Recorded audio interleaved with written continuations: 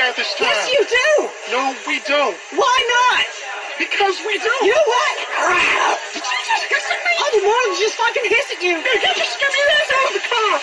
What's going on over there? Don't you fucking run away from me, you family. Man, God, holy shit. Enough. Don't make me assume my ultimate form. I will fuck you up. Wait, I'm gonna come in and I'm gonna wreck you. Get the fuck back here. Get the fuck back. I'm gonna try to show you. Look at the mess. Ma'am, whoa. Ma'am. What? Close that shit. Man, God, damn. Oh my God. What the fuck is this bitch on? Holy shit. What's going on? Okay, remember now, we're not here to judge anybody. We want to handle this with love, right? You want to tell him how his drug abuse has hurt you, maybe hurt himself. Okay, Harold, what time did you tell him to be here? 5 o'clock, but he's always late. No, he'll be here. In 3, 2, 1. Is this a 5 o'clock free crack giveaway? What the fuck? That's right, folks. There we go. I was gonna use a new type of look with the screen on the Bleeding Edge, where I was gonna actually like have my guests just not even be on screen, just only me. You know what I mean? But anyways, obviously you can tell by the fucked up, crazy shit and everything that I just played, like to start the show, that this is, of course, the MCU's Bleeding Edge, the only MCU show where you will ever see anything like that ever. I guarantee you, nobody else will play anything like that. And that's Sally, the MCU girl. She's back for the first time in goddamn who knows how long. And we got Renee back. What's up, Renee? I'm doing really great. How about you? Oh man, shit, Renee. Me and Renee are grinding out another show together. We did a show together like a week and a half ago or whatever. We did like an hour and a half together. Yeah. And I think that's cool. I mean, I like doing it like that, I mean, shit like, look, a lot of times all I ever focus on, and I always, want to put it out there that like we thrive on like, having a lot of guests and putting a lot of people on the show, and having new blood all the time on the show. And I kind of get stuck with that. You know what I mean? That becomes my focus, is making sure that we've always got 4, 5, 6 people on every show and whatnot. And sometimes I forget that, like, in all honesty, some of the coolest, best shows that you can do and the funnest ones are when it's only like 2 or 3 people. Like seriously, I mean, it's just a fact. Like, I mean, we're unfortunately waiting for my good friend Nathaniel to pop up and come on the show with us. We'll have to see. When he pops up, I'll roll him in. But so basically, again, just to be clear, this is Jeff S. True Knowledge, as I'm called by some and lesser by others. And I am the co-host of the MCU's Bleeding Edge. Cybernetic Shark is at work tonight, and so I am. I've got free reins over this bitch. It's on my shit tonight. So at that point, I'm here to do a MCU news special with a awesome, super fun Moon Knight trailer watch and reaction. And on top of that, who knows what else? I mean, you know what? You never know with me, man. It can go anywhere. You know what I'm saying? Like, Sometimes it may be good, sometimes it may be shit. there we go. It's that simple. That's how the rest of the show is going to be at that point. Damn right. Like let's hope that it's good more than it's shit at the end of the day. That's our goal always. But so anyways, here I am again on the Bleeding Edge, and Renee, it's very nice to see you again. Nice to have you on. Do you have anything to talk about? Anything to say before we start the show? Anything you wanna shout anybody out, or drop any new fascinating news or anything? No, no new news, but we've been working over at Podcast of Champions on not the Mandalorian, but Boba Fett, the Book of Boba Fett series, and it's been really good. I've really been enjoying that, and hopefully we can talk a little bit about that. Yeah. You know what, Renee? We can definitely talk about that later on the show. We can have a conversation about that. And you know what? Oh, there's Nate. You know what I'm gonna do though? I'm just gonna leave him hanging down there and not even bring him on. I'm just gonna let him sit there and we'll just look at him every once in a while. Just make him type everything in on Facebook. Oh, just watch. In a minute or two, he'll start making dirty faces and shit, and looking all funny. He won't know what's going on. It'll be funny.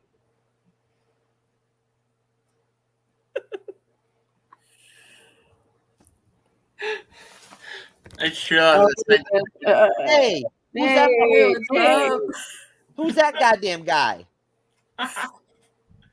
I just realized I signed into the wrong Google, but hey, listen, Nate. Oh, well, shit. When it boils down to it, brother, you're here, man. That's all that matters, right? Yeah. I mean, anyways. So, Nate, listen. I want to introduce you to Renee. Renee, this is Nate. Nate is somebody that I've actually known for quite a long time when it comes to like content creation years and whatnot, believe it or not. And he's a good friend of mine. Is that like dog ears? Well, nice to meet you, Renee. Renee, you there? Yeah. Oh, hi. Oh, I'm sorry. I was looking off in the distance there. I was looking at the box there, the police phone box there behind Nate. I can tell you. Oh, you mean the TARDIS? Oh, well, listen. Nate said hi to you, and I was introducing you, letting you know that Nate's an old friend of mine. Okay. Yeah. So, anyways, Renee, just so you know, Nate comes from sakar.freeforums.net, the podcast of champions, which you know, of course, we've done a lot of work with and collaborated with a lot, like in the last, almost year or whatever. That's where Arch comes from and Lord Deathman and all those people. Good job, Renee, by the way, remembering to plug Podcast of Champions and everything there a minute ago. I got to give you props for that. Grandmaster will be very pleased. Okay. But you're getting good. You're getting good, Renee. So, Sally, how does it feel to be back on the bleeding edge? Very bloody. Very bloody? Bloody great. Oh, bloody great. Okay. That was fucking horrible. I'm sorry. Hey, you know what? I got to tell you, man. I'm loving this lineup for tonight. I really am. I couldn't have asked for a better crew, for the show tonight, man. I got Nate over here, my buddy. I got Renee, the veteran, the old school veteran. And I've got fucking Sally, the MCU girl. And we're Say gonna what you will. And we're gonna grind it out. No, we're gonna grind it out, man. I realized actually that yesterday was the 2-year anniversary of when I released my very first episode. Awesome. That's crazy. Yay. So I've been doing this for 2 years since senior year of high school. Last week was actually the third anniversary since I hit the 350 mark on my body count like 15 years ago. So, who counts? You know what I mean? But I thought you were going to say something else. Oh, okay. Yeah, so I was celebrating, you know what I'm saying? Like, I was kicking it, like, chilling with like my 7 STDs that I picked up. Like I should expect this shit from you by now, Def. Yeah, man. What's up? Come on now. Every fucking time. Dude, you gotta understand something. Okay. 36% of my fucking podcast audience is female. So you know what? You can think whatever you want about like how I talk and the things I say and like how raunchy and raw I am and whatnot and this and that. At the end of the day, do you understand and know how many freaking YouTubers and podcasters, male podcasters, would beg to have 15% female audience? I've got 36%, Sally. I want fucking 90% female, 10% male, and I have like 40-something% male. It's fucking weird. Nate, what does that tell you, bruh? At the end of the day, You know what I'm saying? If you correlate the fact that I've got that 36% female podcast audience to like how things work for me when it comes to like trying to get some hoo-hoo, you know what I'm saying here and there? Just connect the two things and just think about it. You know what I'm saying? Like, you know. Yeah. Game. We get it. Yeah. We got it. Yeah. Hey man, you know, I'm just trying to make the connections, baby. Just like the MCU, yo. Just like the cinematic universe. I'm just putting the connections together. The Jeff's Speaking Fuck of buddy, cinematic universe. Actually, speaking of, Jeff, did you get the text message I sent in the Minds of Creativity chat from the Doctor Strange? No. All the guys that are rumored to appear in Doctor Strange? No. I think I read something about that earlier today or yesterday. Oh my god, what? Wait, what? Yeah. I mean, Nate. Yeah. Honestly, Nate. I'll pull it up. I mean, no, you can pull it up if you want, and you can read it off to me if you want. But I'll tell you right now, as far as I know, I received credible knowledge months, like 6, 7, 8 months ago about what the roster of like guests and everything and whatnot and secondary characters was going to be in Doctor Strange. I just want Wanda to be happy. So, I mean, you tell me like what they came up with, and I'll let you know if it matches with what I already heard. Oh, and I just want to be clear, folks. I do have one special video to play tonight. That is going to be a surprise special video for everybody. Oh God. Sally's seen it before, but Renee never has. Okay. And oh God. Is it the fucking? It's the one that I have labeled literally. Oh my God, that's the name of it. That's what I named it. Is that the one with the fucking the Stevie Wonder white strip? lady? Yeah, that one. Yeah, I'm gonna play that. Oh God, Renee's gonna love it. I've seen that one. Oh, you saw that one? Right, I saw. The beauty. Yeah, I've seen that one. I've already done all my best shtick on it too. Oh man, that was I was the one that really carried that whole joke through the show. Yo, I time. forgot. I didn't even know that. Renee, you saw the white chick that became Stevie Wonder? Oh yeah, I thought she did a fantastic job. Oh yeah, the fake keyboard playing was magnificent. I mean, she sold that darn thing. She sold that whole darn bit. Dude, I swear to God. Listen, I'm telling you right now, if the real Stevie Wonder popped up next to that bitch, I would have thought that she was still Stevie. That's how fucking authentic she was. She has a career in comedy. That woman. Oh yeah, I mean, she says serious potential, dude. She should be on the bleeding edge. How the fuck? Dude, if that chick would come out here as Stevie Wonder on the bleeding edge, I would love it. I would love it. I'd scream. I would do it too. I would have her on. I would be like, what the fuck? It would be fucking awesome. It would be like a Stevie Wonder is better than this, honestly. That's actually something that's interesting. Think about this, Renee. Nate. What if I fucking like put together some crazy show sometime, like one night, like I just got like some fucking train wreck type people and put them together. You mean you haven't already done that? I mean, I could get some of my clown hunt friends. No, I mean, Renee, I'm talking about some real freaking, like some out there type people. You mean like some biker guys and stuff like that? Like I'll get one of those tattoo parlors. No, I'll get one of those.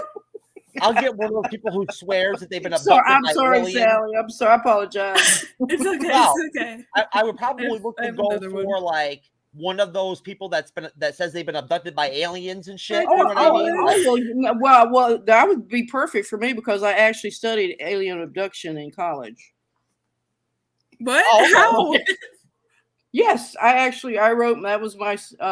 It wasn't my senior paper, but close to it. It was one of my senior papers. It was on alien abduction, and in particular, it was the Betty and Barney Hill alien abduction that I focused on. Very interesting. Very interesting. Today, if I had a person out like that or whatever, and they were talking about it, and like it was all emotional, they were crying and shit, tell them their like alien abduction story, I'd be like, what? And then I'd crack the fuck up and laugh right in their face and be like, dude, I have no respect for you. Get the fuck out of here. Get out of here, dude. I mean, I could bring on a fake medium or some shit. Come out of here, dude. So I actually have the thing pulled up. Every rumored character cameo list. It says the Tom Cruise Tony Stark variant. What? Mm-hmm. Nicolas Cage's Ghost Rider. Magneto. Yep. Mr. Fantastic. Hugh Jackman's Wolverine. Storm. Cyclops. Professor X. Blade. This is the Tobey Maguire's Spider-Man. Edward Norton's Bruce Banner. Oh, whatever. And Punisher. Come on. And the kitchen sink. Banner, I'm not believing too. Nate, But I do not believe that a single one of any of those people is going to be in the movie. Any of them. Not even Nicolas Cage's Ghost Rider? Nope. Are you kidding me? Kevin Feige has made it very, very, very clear. I'm being very serious now.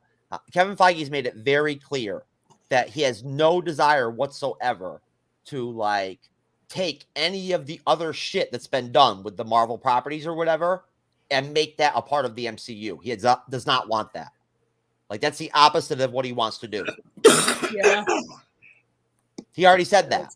That's why That's that's why they're waiting years and shit to do the X-Men, because they don't even want to like make an X-Men film until it's like 4 or 5 years out from the last. First of all, Hugh Jackman is the only Wolverine that will ever be. So whatever. no. The fact of the matter is, old Wolverine. yeah, come on, Sally, be logical. If they're going to do the X-Men and they're going to have the team for like 10, 12 years or whatever, you can't have a fucking Wolverine, a Logan that's 67 years old. Oh well. That's not going to work. Too bad. So sad. They still look good. Do not replace Hugh Jackman. Nate, listen, I'm coming for you. Nate, go ahead. Nate, go ahead. I didn't mean. There's two that there's two that I can see happening, but there's two that I can't. The two that I can't: Edward Norton's Bruce Banner and Patrick Stewart's Professor X. Wait a minute. Those are the two that you can't. That you think cannot. The two that I can see, only because, and one of them I'm only saying it because he did appear in Spider-Man: No Way Home, is the Tobey Maguire Spider-Man. I can see that. Now you know what? He was great in that movie. Let me go ahead really quick, and let me just go ahead and just roll back for 1 minute and just point out that, like, on that one instance, in that one situation, I do actually agree with you right there, Nate, that I think that there is a possibility. If I was going to actually say, like, this seems tangible, there's been rumors for months that the Tobey Maguire Spider-Man might be in the Doctor Strange film. So, I mean, that's not, like, news necessarily. Well, that would make sense. Yeah. But there's no fucking way in hell that Edward Norton will ever be in another Marvel film. It'll never happen. Yeah, never happen. The Hulk movie sucked. He'll never come back to Marvel. The other one that I can see happening, because it's a completely new, different character. It's completely new, different, and I can see the possibility is Tom Cruise's variant of Tony Stark. No. What the fuck? It's not going to happen. What are we talking? What? Anything's possible, Nate. Anything's possible. But listen, man, we've had these conversations before on the past. We've had these conversations of the Podcast of Champions. We've had them on the Bleeding Edge. There's a limit to like how you can do the multiverse. There's only so much you can do with the multiverse before it gets stupid. It gets right, exactly. Yeah, it's kind of the same way in it's kind of the same way in DC as well. Yeah. Renee, go ahead and jump in on that. You know what I'm saying, right? Yeah, it's just going to be way too many. It's going to get too confusing. It's going to become gimmicky because then everybody's going to be expecting their favorite superhero to pop up somewhere, and then that's going to get to be a big boo-ha-ha on the Twitter twang. I hope they keep it. I mean, they can't keep it simple because the whole point is you're going to have what happened at the end of Loki, where those universes start mingling back together again. So it's be logical in the terms of the narrative, that you're going to have these alternate versions of Tony Stark, because that's how the comic books themselves are set up. There's like the main one, like the 616, and then you got the 1, 2, 3, 5, 9, whatever, and then the House of whatever. So you've got all these multiple sort of storylines running, so that makes logical sense that they're going to start bleeding in at a certain point, because that's actually how it happens in the comic books too. I believe they have several instances where alternate versions pop in and out. Most definitely. And things could get very convoluted as well. If they go too far with the whole multiverse thing. So I mean, look, you never know, but yeah, and I could definitely see like, hey, maybe they pull in 4 or 5 of these characters that I just mentioned, and in the movie, but like leave out the rest. But I can't see all 12. I can't see how they can pull that off. But it would be a good opportunity. This is the MCU, and this is the MCU, and they've done crazy things like this before in the past. Well, other than pulling shows. Idiot. Well, my point is that they pulled crazy things, even though it's not quite the same in the past, that nobody really expected. Yeah, most definitely. I mean, I wouldn't be surprised if Loki, the variant Loki, ends up in Doctor Strange 2. Mm-hmm. That I think could happen. Very possibly, yeah. He's at the what they call the nexus point, I guess, the void where all this stuff is, the root of all these universes is at. So that would make a lot of. Yeah, I see him making a cameo. Yeah, I mean,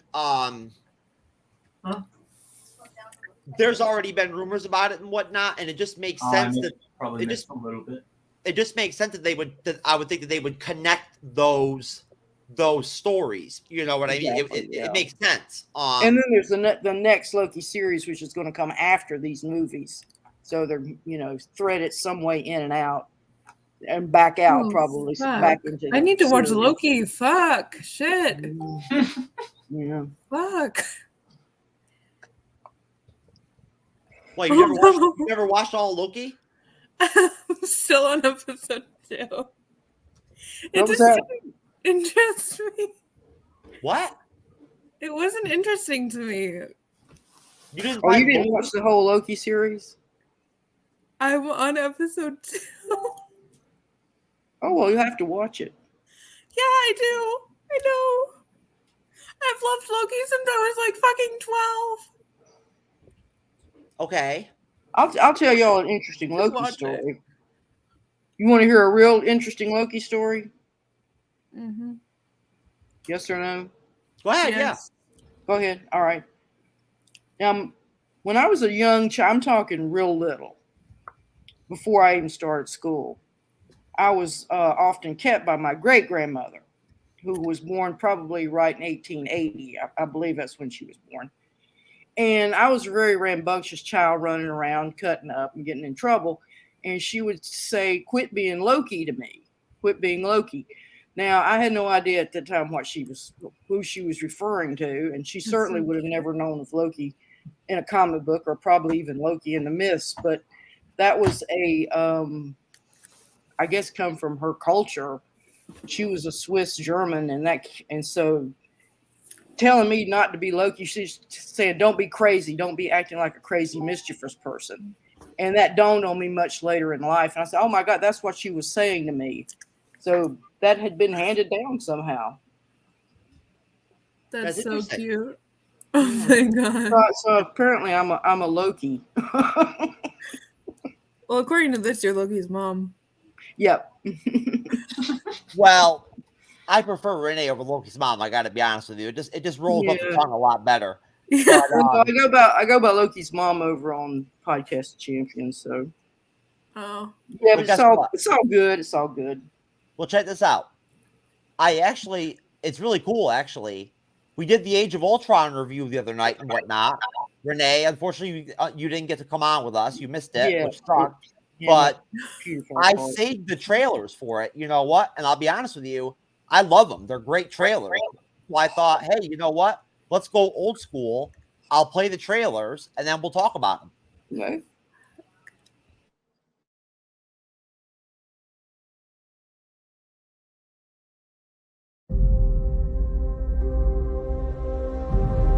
I was designed to save the world. People will look to the sky and see hope. I'll take that from them first. There's only one path to peace. Their extinction.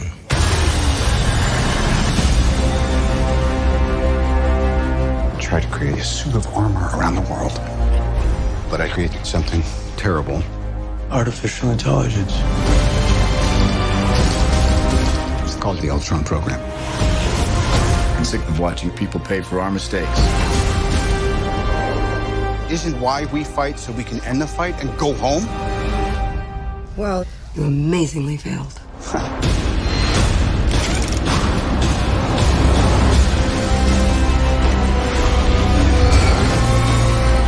Here we all are, with nothing but our wit and our will to save the world. So stand and fight. No way we all get through this. I got no plans tomorrow night. I'm always picking up after you boys. We can tear them apart. From the inside.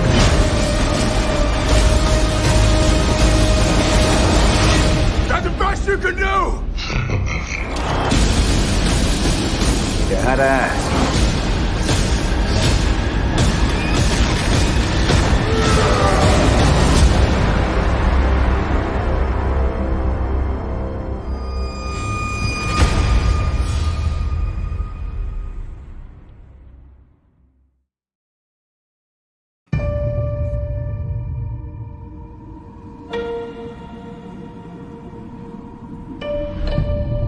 This vulnerable world needs something more powerful than any of us. Everyone creates the thing they dread. Ultron in the flesh. No matter who wins or loses, trouble always comes around. You meddle to something you don't understand. We have no place in the world.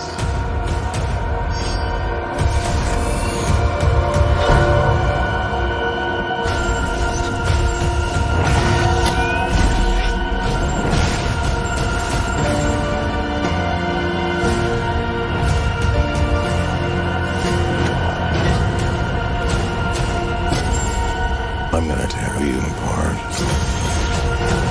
From the inside.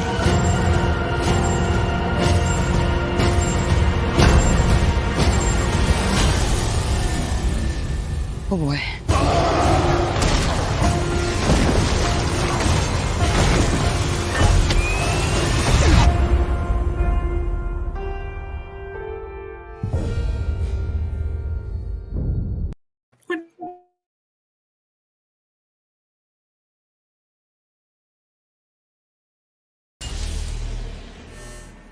I'm gonna show you something beautiful.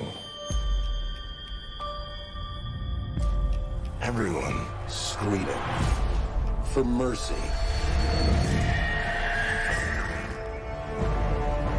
You want to protect the world, but you don't want it to change. You're all puppets. Tangled in strings. Strings.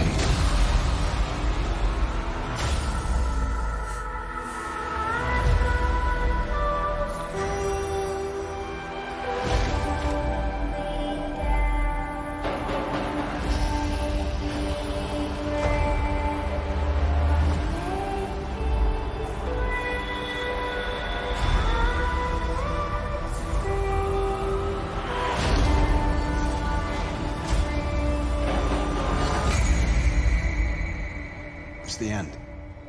The end of the path I started us on. Nothing lasts forever.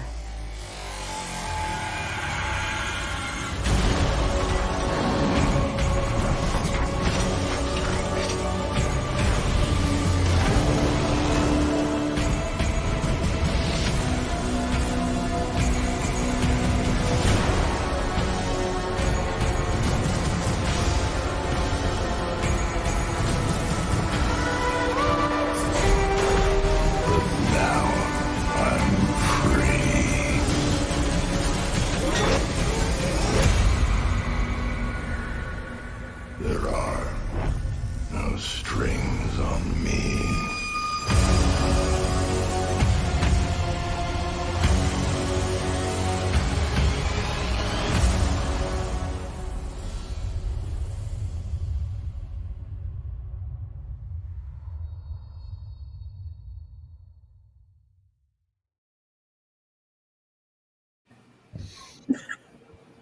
What are you laughing at? I cried. Huh? I was crying during those. Like, What? Because of the trailers? yeah. Why? I was 15. I was fucking 15. Okay. So I mean, I don't understand. Are you like emotional? Like, I mean, I'm like, emotional because or that are you movie like falling changed me. out? Like, that movie fucking changed me. or was it the 70% like Plan B like increased shit that I threw up? That made me laugh. But Yeah, that I movie know. fucking changed me. Just to be I was clear, It's all the 13. twins' fault. go I ahead, was Nate. 13. I was 13 when this came out. Yay, I'm not the youngest. I bought my 11-year-old son a vasectomy for his birthday because he's already got a higher body count than most like 37-year-olds. You know? You're nasty. Yeah, So. I'm sure. I'm just playing. Come on now. I'm a huge. Come on now. Does your son know you talk about him like that? You're such No. I was planning my retirement when I saw that.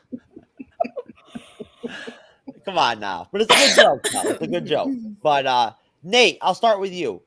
What are your thoughts about Age of Ultron based off the trailers?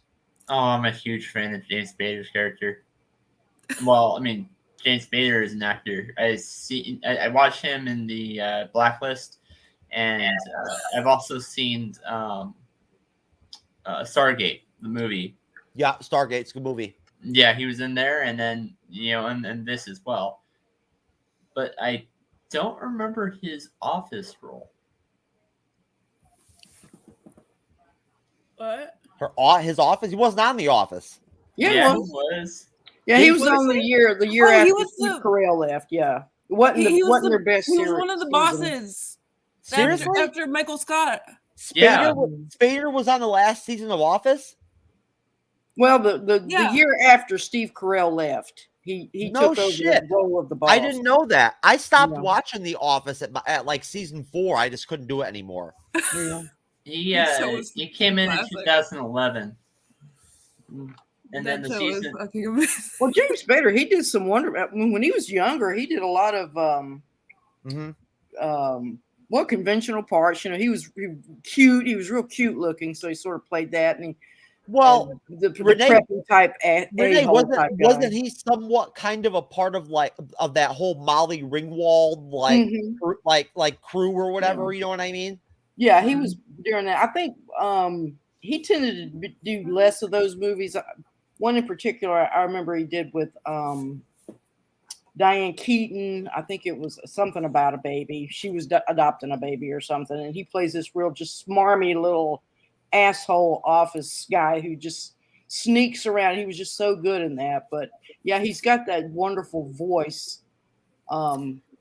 That just that's James Spader when he's speaking, and so him voicing the android was really good, and I liked how he used all the idiomatics type speech that Tony Stark used, because of course this is Ultron comes a lot from Tony Stark's own brain. So yeah. Let me get back to Nate and let Nate finish up his comments. Nate, you said that was 13 or whatever when those trailers came out and whatnot. Extending off of the trailers, what does Age of Ultron mean to you? I guess really to answer that question, Age of Ultron is or let me change that question. How do you view it? Like, what is your take on it? Oh, it was a really, really great movie. I thought that compared to the first Avengers movie, like it wasn't. The first Avengers movie made me laugh a lot, especially since the first time I saw it. Second one, on the other hand, wasn't as much, but it was still, it didn't have that humor, but it was still like a great movie. Well, look, it doesn't matter. Jesus Christ could have made the second Avengers movie, and it would not have been good as fucking the first Avengers movie. All right, like that's just how it is. Yeah, but I mean, Jesus Christ is too virtuous for that shit. What do you mean? I'm sure if Jesus Christ wanted to make an Avengers movie, it would be fucking dope. You know I don't believe in Jesus Christ. Well, either way, it would be 12 Avengers, though. Yeah. What? Look, either way, I'm not getting into this. Judas is the villain. Praise Satan. He's the Loki in the story. Praise Satan. Let's move on. Let's move on. Look, I'm just saying. At the end of the day, if I've got to pick a director to fucking like direct an Avengers movie, I'm gonna pick Jesus Christ over fucking Joss Whedon. Same, but still, praise Satan. Whatever. At least Jesus Christ looks masculine. Like, you know what I'm saying? Joss Whedon looks like a fucking douche. Okay. He looks like a thumb on shoulders. DD mega doo-doo. I'm sorry.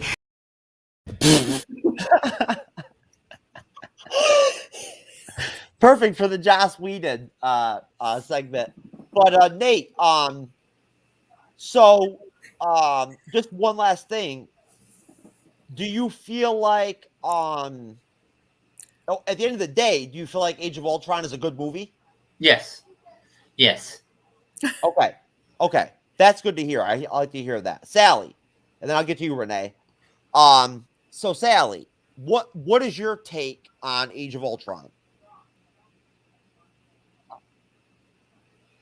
Well, for starters, bisexual awakening. But in all seriousness, it introduced some amazing characters.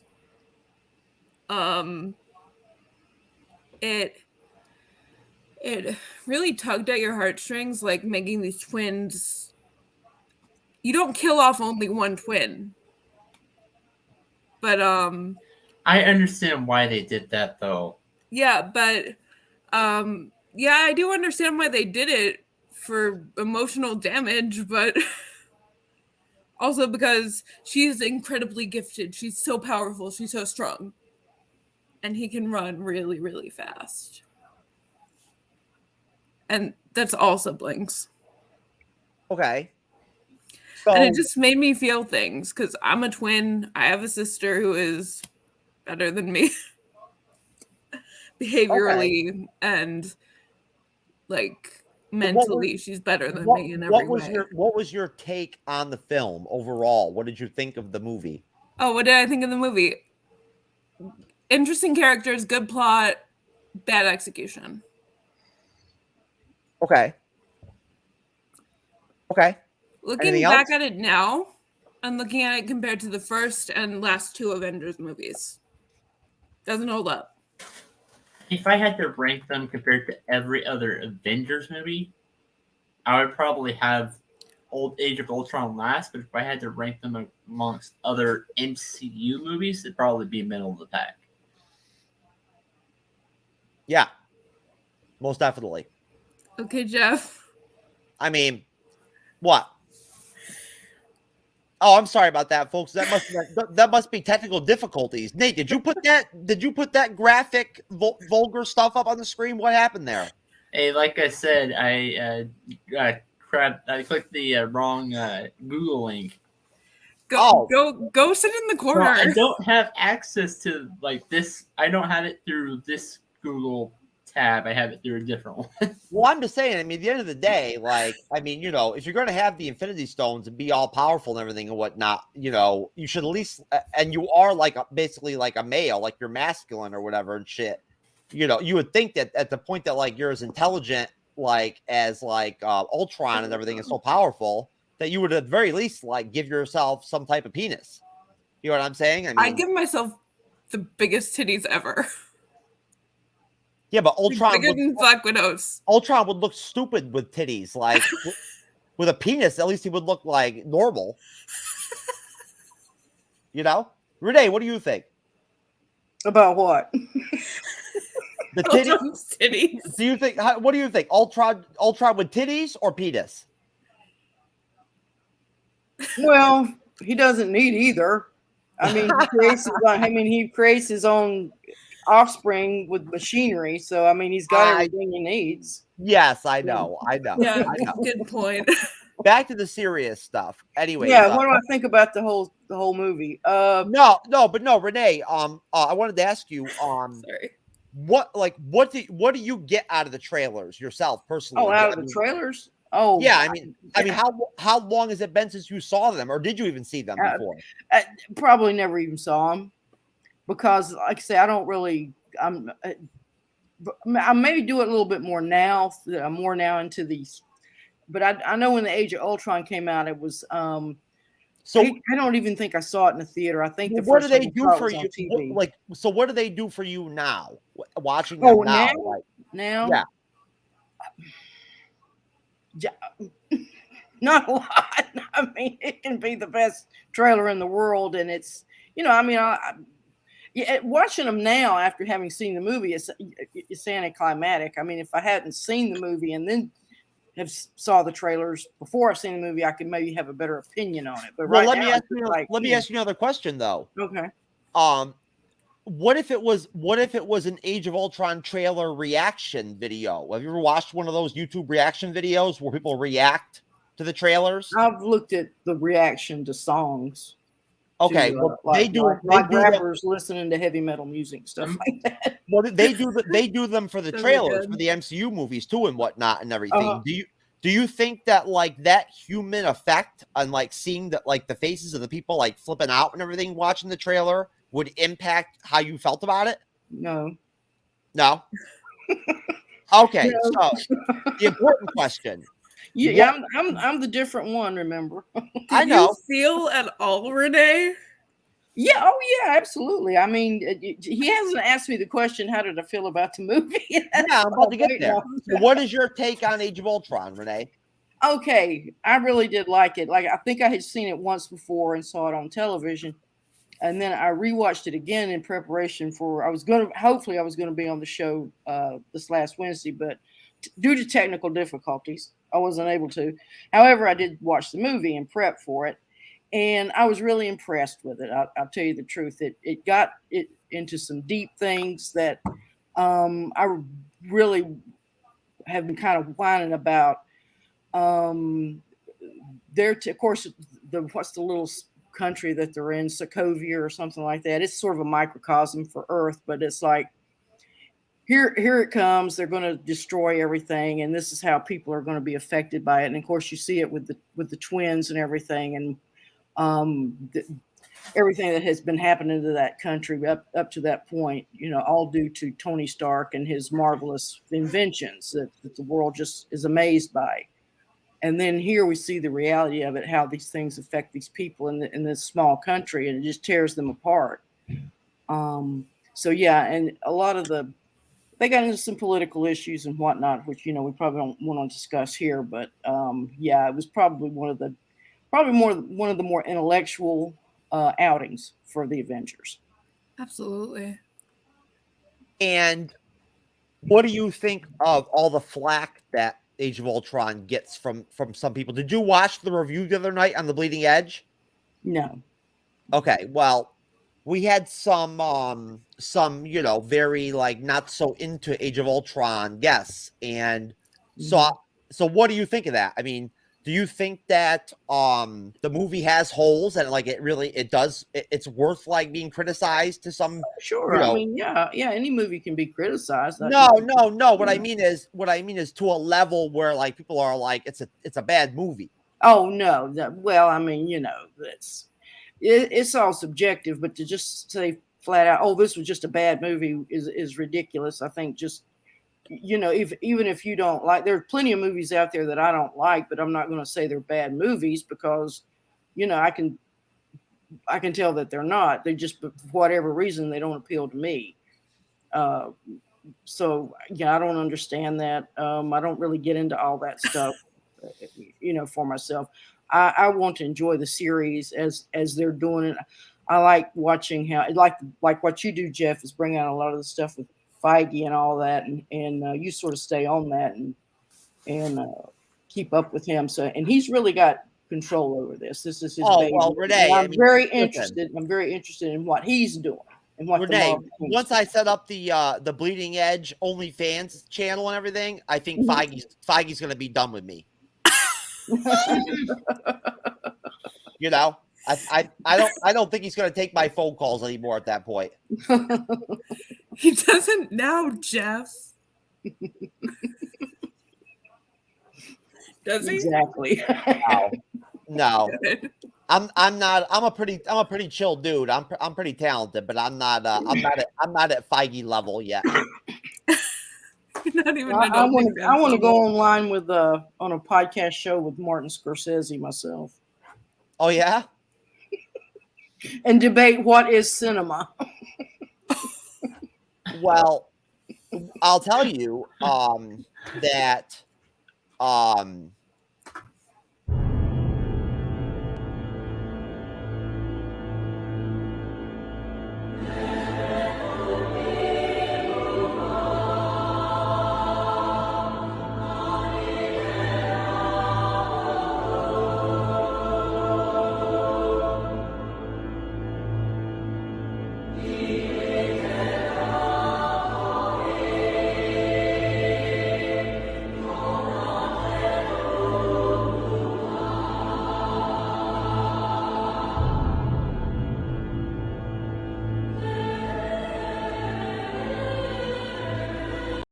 oh man, Nate, why do you got to keep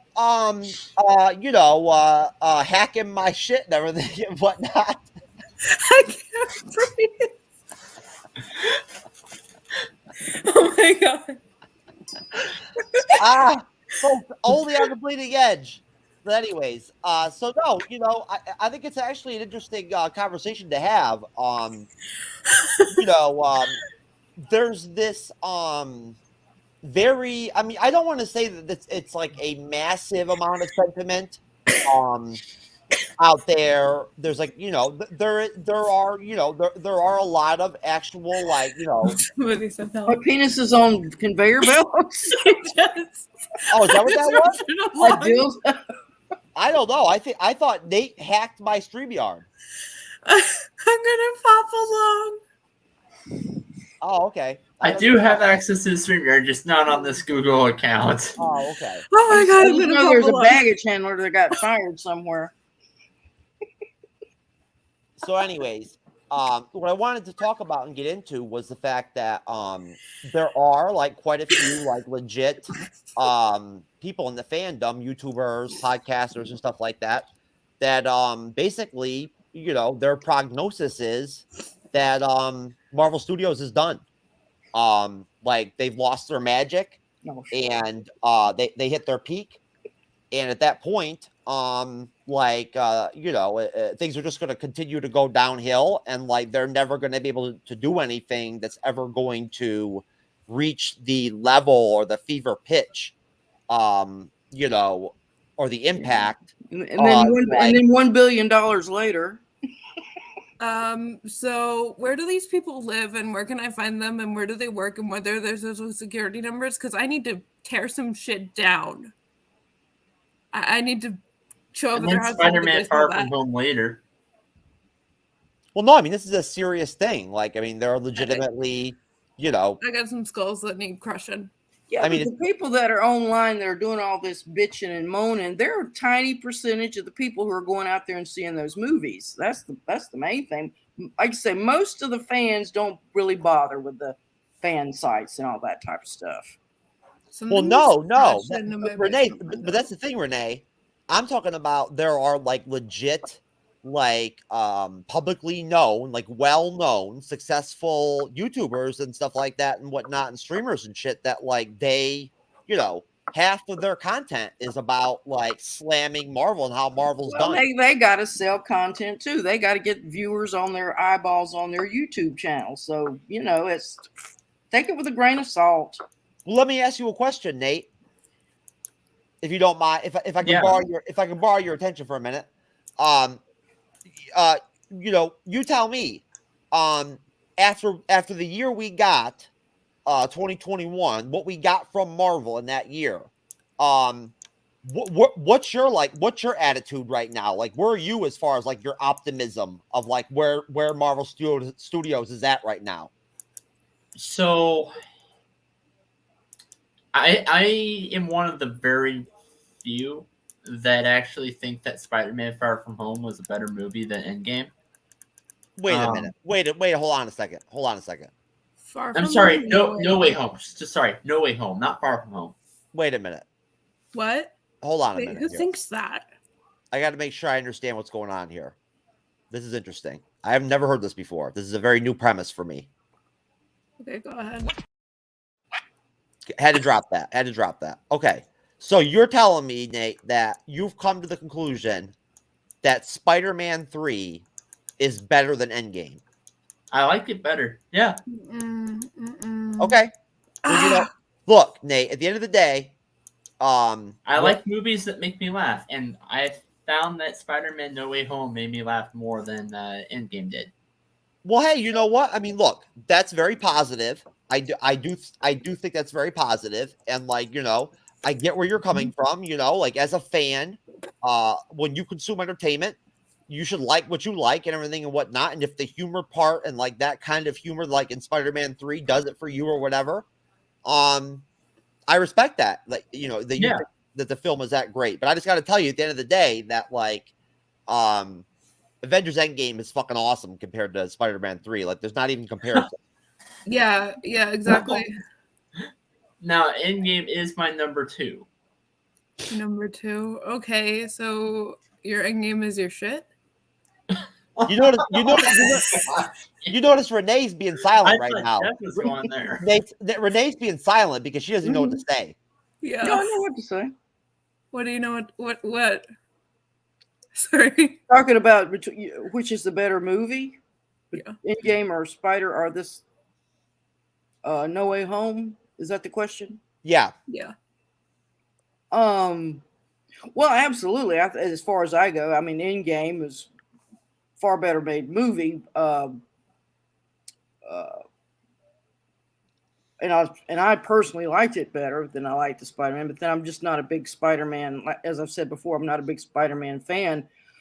Nate, though, I mean, that's his favorite movie.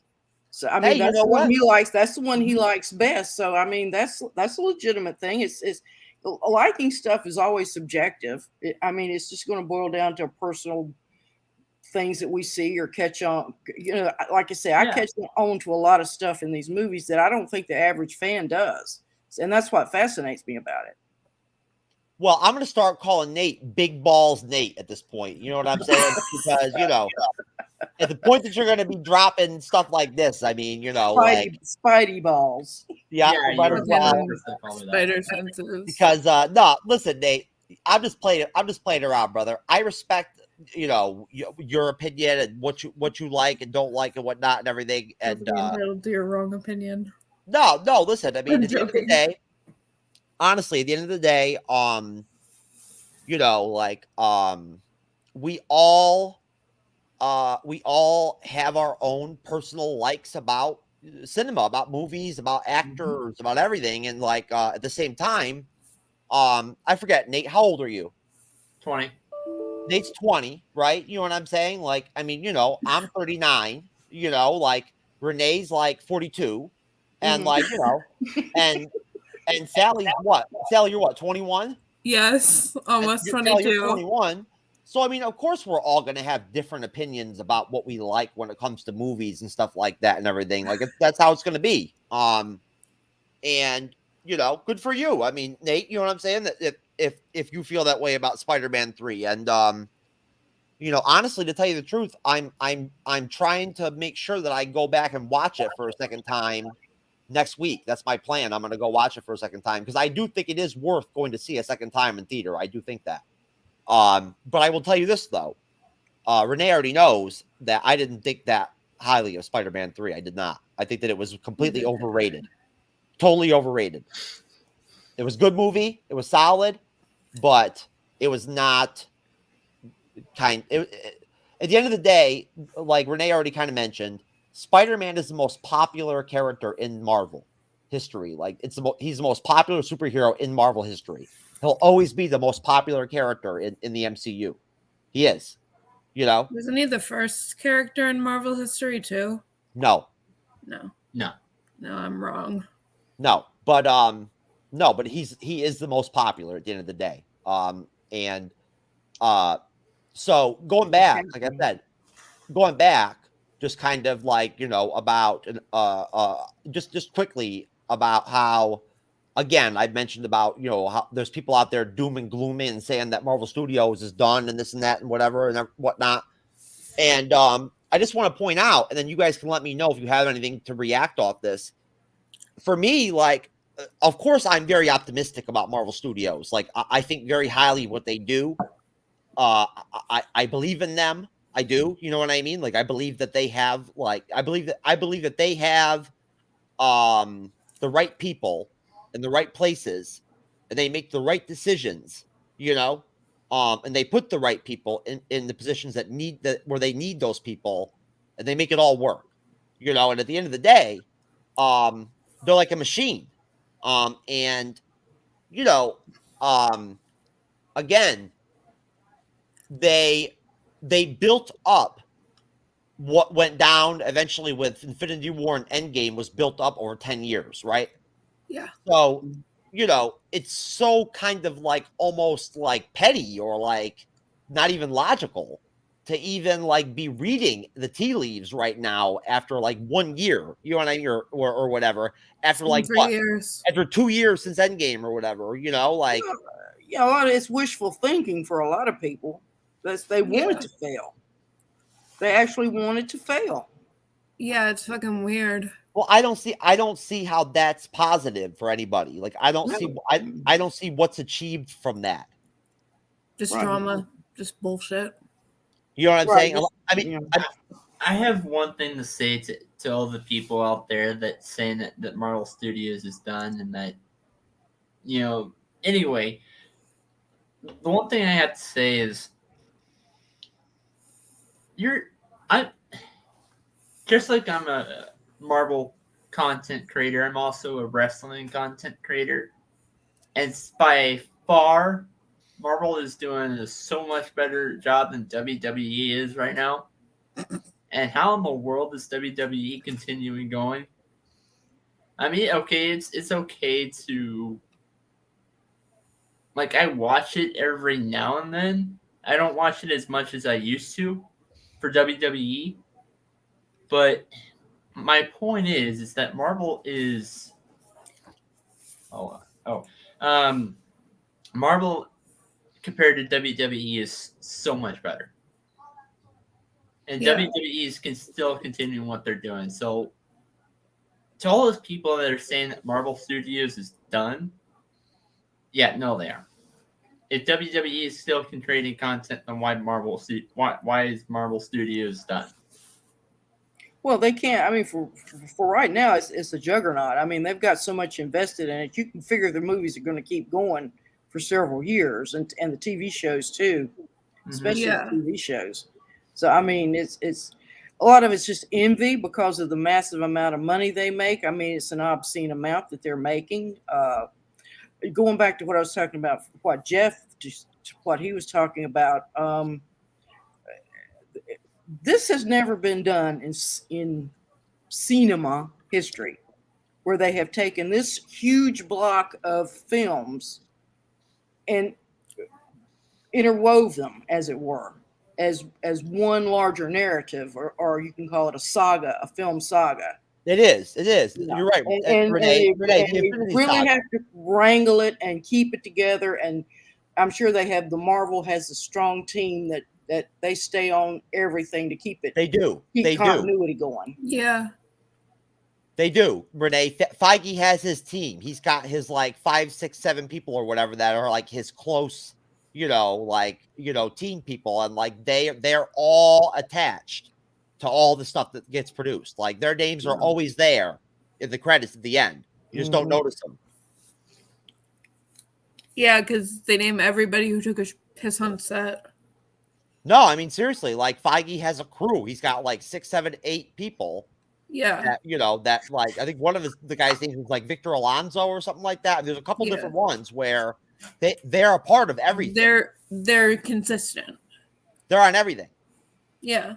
And then also Renee, they have Sarah Finn doing all their casting, and she's basically been batting fucking 7,000. You know what I'm saying, in that area. So yeah. Honestly, to tell you the truth, I think she's like the unsung MVP of like fucking Marvel Studios. Yep. She handled the whole thing with fucking Edward Norton and put Ruffalo in there and whatnot. That worked. She handled the thing with Thomas Howard, brought in fucking what's his name to do Rhodey. And it worked. Don Cheadle. Yep. Huh? Don Cheadle. Don Cheadle, yeah. It worked. It was seamless. It worked, Not every casting director could do something like that and make that happen like that. So, either way, Renee, you made some good points there, and I think it's very important to, again, just take into consideration that they know their formula and that it works. Yeah.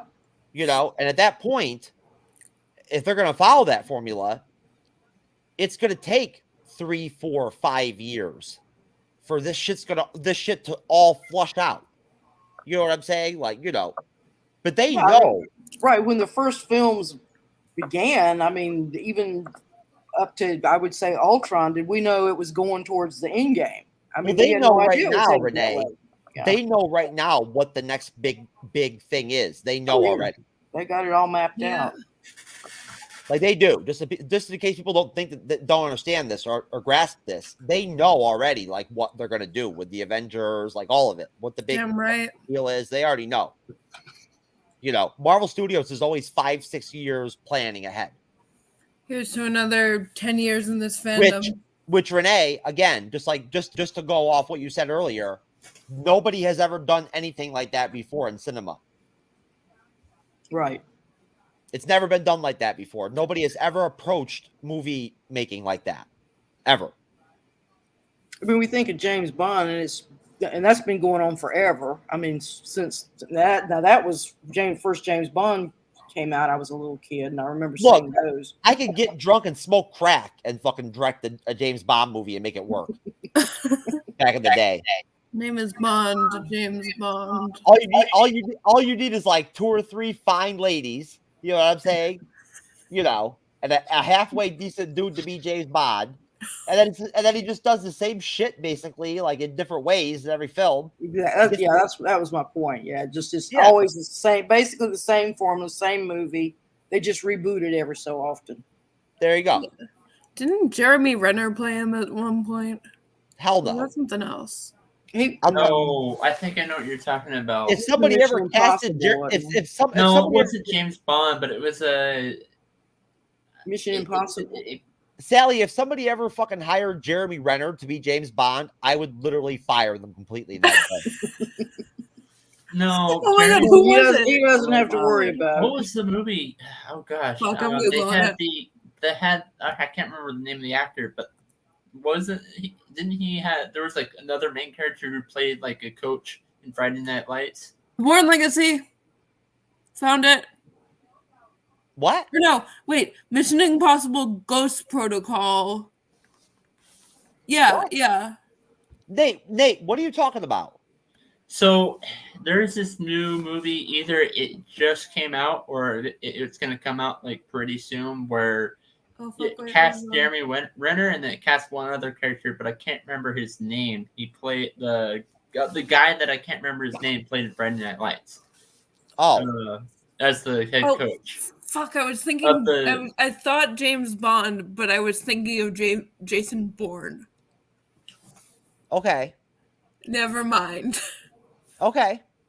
Well, I'm confused, but at the end of the day, The Bourne Legacy. It was a very shitty movie. Oh yeah, no. I like the Bourne Legacy. Shitty 2012 movie. Well, listen, wake up, everybody! Moon Knight trailer. Hello, and welcome to Staying Awake. I have a sleeping disorder. I can't tell the difference between my waking life and dreams. Hello, and welcome to Staying Awake. I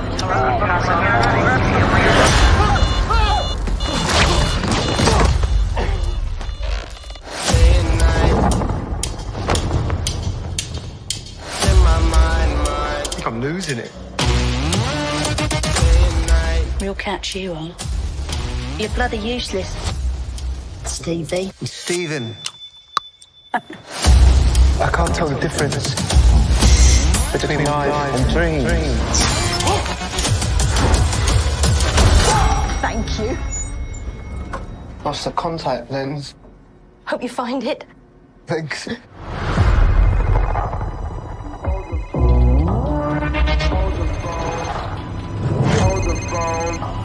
Now hold the phone.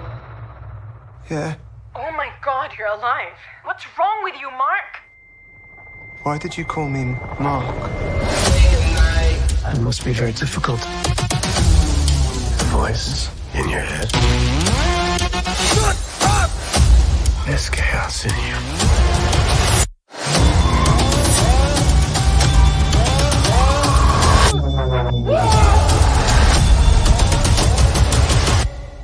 you. Embrace the chaos.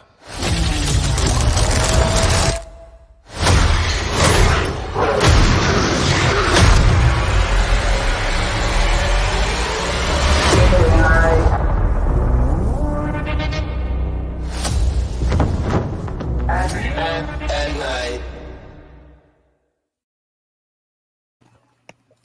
Okay, now that is a really cool trailer. I don't know. I mean, I thought it was really cool. You guys could disagree with me. You never know. But I thought it was cool. I just as a side note, folks, I actually have some inside information here. I have a video of Sally doing her first road test to get her driver's license. So I didn't know that.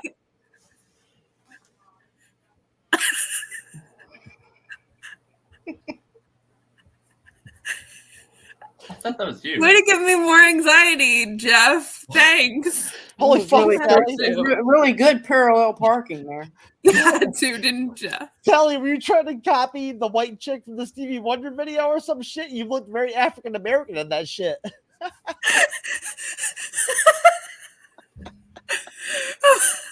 laughing to cover a panic attack. Oh my god. Sally was like, I'm gonna distract the police with blackface. No. I mean, maybe. No. Renee, what did you think of that parallel parking? That was really good. Yeah. Very, very Ace Ventura style. Way to call me out, Jeff. Joke's on you. I haven't even taken my driving test yet. Oh my god, that was the funniest setup ever. I'm telling you right now, that was hilarious. I'm sorry, but I can't even oh my god. Love you, Jeff. that is just so funny to me that I can't even I don't know what to do. But, I can't drive because of my seizures, but glad car crashes are funny to you, Jeff. What? I'm glad car crashes are funny to you. Well, I mean, no, look, I mean, that chick seemed fine. Was that a chick? Yeah. It was. I mean, she jumped out like she was ready to rock and roll. Yeah, She was no. probably on her way to the 5 o'clock crack giveaway. Right? Just like Chappelle. But anyways, so as far as the Moon Knight trailer goes, I'll start with you, Renee. What are your thoughts on the Moon Knight trailer? Had you seen it already? Yeah, I've seen it a couple times already. I'm very excited about it. Yeah, I mean, yeah, it's a very good trailer. I got a sort of a Hitchcock vibe there when he's like falling out of the whatever it is into the trees, and that sort of reminded me of Jimmy Stewart having one of his vertigo attacks. So yeah, but this guy's kind of messed up in his head, and it's very dark, and yeah, I look forward to that. Yeah, when's it start? Next month, March 30th. Okay, stay tuned. March 30th. Yeah, March 30th. Sally, the MCU girl. And thoughts on Moon Knight? It was mentally ill man. What else? And but like I'm not sure what my thoughts are other than this is kind of triggering, but also looks really cool. Okay. That's all you got? Yeah. What do you mean by triggering? Like insomnia, mental illness, shit like that. Within yourself? Yeah. Y'all tell anybody I'll kill you! Peanut butter and crack snake. He kicked his habit back in the joint, now he's back on point. Here I come! He's finally home, he's Tyrone. What the fuck? What the fuck, Nate? Why? Anyways, Nate, do you have anything to say about the Moon Knight trailer? It was really interesting. So, I'm kind of, I know I brought this point up before, but I'm wondering this. I want to know to see if there's any other what kind of MCU ties there. I mean, obviously it's an MCU show, but my point is, what ties do they have to other MCU shows? Like, is it just going to be mentions how Eternals was, or are they going to bring some other character? Well, when you go on Google or DuckDuckGo and you pull up Moon Knight, they have Sharon Carter listed as being in the series. Oh fuck! Really? Yes. That bitch. What do you mean that bitch? Sharon Carter. Yeah, I know the bitch from the Falcon and the Winter Soldier. The power broker. I know. Yeah, supposedly she's in the show. I hate that bitch. Honestly, Nate, Wow. that's a good question. But to tell you the truth, if I had to guess, it's already been put out that Werewolf by Night is going to be in it. When he's beating up that person or whatever, when he's like punching that dude, that's Werewolf by Night from the comics. That's who that is. That's Jack Russell, Werewolf by Night. He's in the series, right? And that's where Moon Knight was introduced in the comic books. He was introduced in Werewolf by Night. So on the series, I kind of think that they're probably going to have a very contained cast, because in the Moon Knight comic book, he has like a crew. Like, he has Frenchie, he's got people, he has friends and like and allies and stuff that that help him and are part of his crime fighting. You know what I'm saying? Yeah. He's not a big crossover character that's like always looking to jump in with other superheroes or whatever. He kind of does his own thing. So honestly, Nate, of course, just because it's Marvel, I'm sure that like some superhero or like some like female MCU superhero or whatever, or some character from Marvel will pop up on the show that like we don't know about or whatever, of course. But I think for the most part, you're not going to see a ton of crossover with other characters. And thought it was sad about what happened to the Gaspard Uriel. Apologize if I butchered his name, but Gaspard Uriel. Yeah. He died in a ski accident. He actually plays in the show. Yeah. Yeah, it's very sad, very tragic. Oh my god, that's so sad. We had a young woman that was going to be on the MCU's Bleeding Edge. Her name is Robin, and I got connected with her through Jermaine, that comes on the Bleeding Edge. My good friend Jermaine, that's the co-host of Trekker's Delight. And long story short, he connected me with Robin, and I met her on the phone, and we talked for a while, got to know each other and everything. And she was going to come on and guest, and she died the other day. Suddenly. Really? Yeah. Oh She's my god. at like the age 25 or 27 or something. And Holy shit. so it was like sudden. It happened, and she died, and it was like a big blow to like the whole Trekker's Delight, crew or whatever, because they have a big team. They have like 10, 11, 12 people all together that come So on sad. the different Star Trek shows they do and stuff. So, even though I never really knew her, I joined the Trekker's Delight people on the day that they had like a meeting, like a get together to like grieve and everything and talk about it and everything.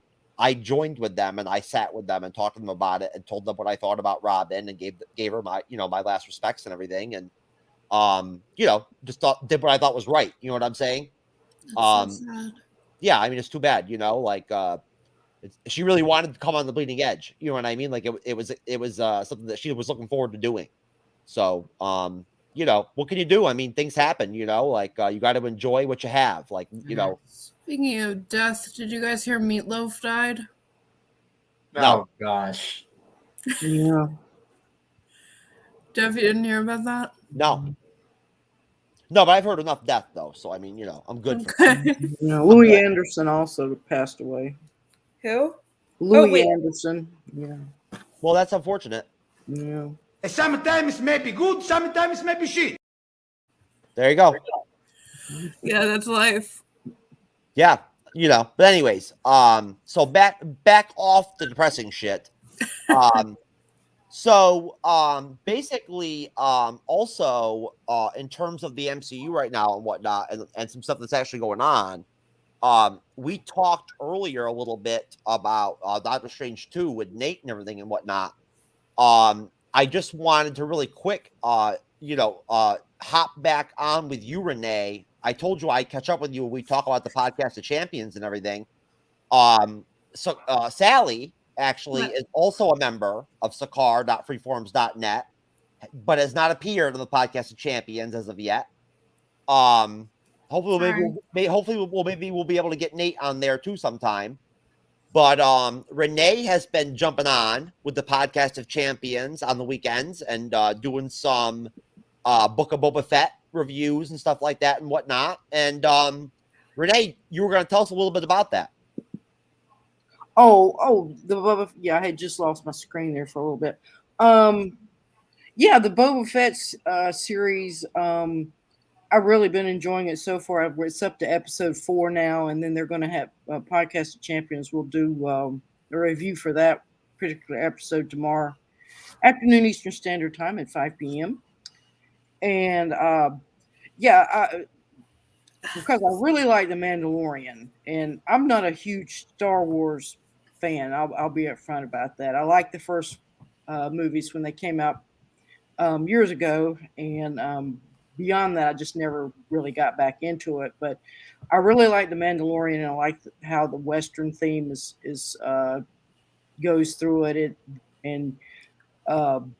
Boba's he's a different character. He's sort of I think he's sort of going to become like a lawman, not a lawman in the sense of working actually for a law enforcement agency. He's sort of like the new marshal in town, and he's taken over the Hutt's territory on what's Tatooine or something like that. Tatooine.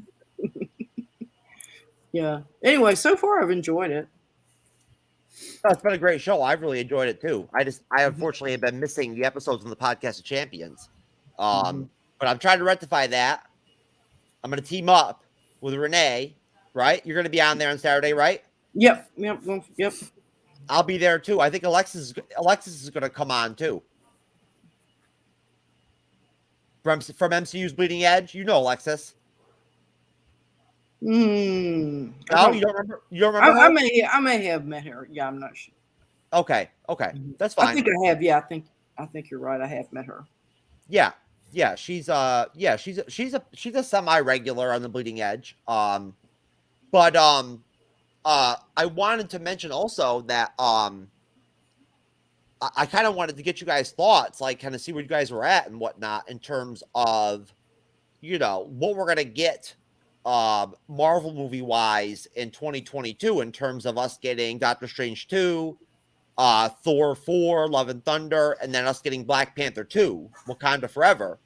Going around the table, starting off with you, Sally, if you had to just really quick kind of just like, top of the head, like rank those films, like how well you'll think they'll do, like, best to worst, like where would you go with them? I'd say best would probably be the second Doctor Strange movie, just because it just seems like a really cool premise. The next on the tier list would be Black Panther 2, Wakanda Forever. And then the bottom would be what was the third one? Oh my god. The bottom one would be the help me out here. I know Wakanda Forever is gonna be kind of sad, kind of bittersweet. I agree with you on that. I'm not ready to watch that one. Neither am I. The bottom tier for me is Thor: Love and Thunder, just because Thor has overstayed his welcome, in my opinion. What? Okay, whatever. I mean, I'm hearing all kinds of crazy shit at this point, so I don't even know what to say. But that's okay. No, because like Fat Suit Thor, probably the peak Thor. I've had enough Thor at that point. Okay, whatever. Okay, whatever. No, I'm just playing. Hey, look, it's all good. If that's what you think, I mean, that's what you think. Maybe you'll be right. Honestly, it could be good. I heard Jane Foster is going to get the hammer or some shit. Yeah. Yeah, so that's going to be fun, but overall, Thor movies went from completely serious and badass to, whoa, this would be fun to watch if I was stoned. So basically, just basically off what you just said, Sally, to encapsulate your thoughts, it's like this. Sometimes it may be good, sometimes it may be shit. Yes. There you exactly. go. We got it right there. Fuck. We got it right there. So Nate, give us the ranking. I'm not ready to watch Black Panther just yet, so that's probably why I'm gonna put Black Panther. Part of me wants to put him at 1, but part of me wants to put him at 3. And let's just say because of what happened to Chadwick Boseman, I'm probably gonna put him at 3. Well, I made a really fucked up, funny meme about Black Panther and Wakanda and shit that I can show you if you want, but you might not want to see it because the people have seen it and they thought it was very like politically incorrect. So, sure.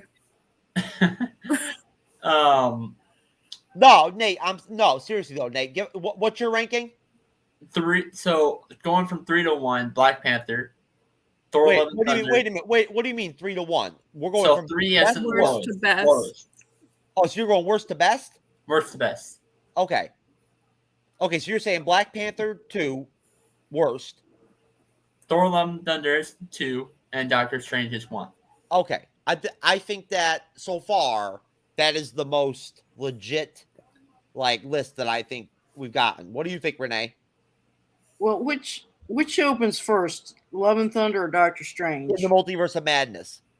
So that's the next one we're going to see is Doctor Strange. Okay, so Now,